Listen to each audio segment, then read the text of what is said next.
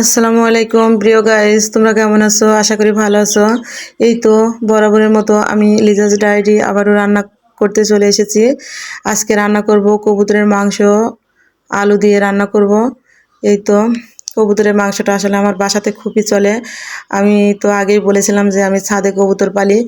আমার কবুতরের যতগুলা বাচ্চা ওঠায় ততগুলা বাচ্চা আমরা বাসাতে রান্না করে খাই, একটাও বিক্রি করি না। আর আমার মেয়ের তো কবুতরের মাংসটা খুবই প্রিয়।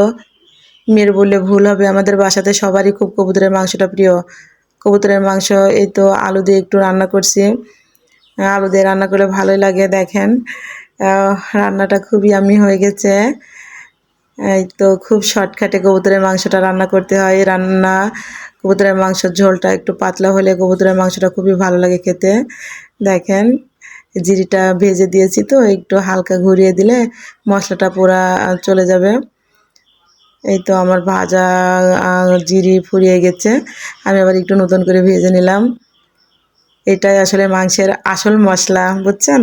এই মশলাটা না দিলে মাংসের আসল টেস্টটা পাওয়াই যাবে না, এটাই বেশি প্রয়োজন।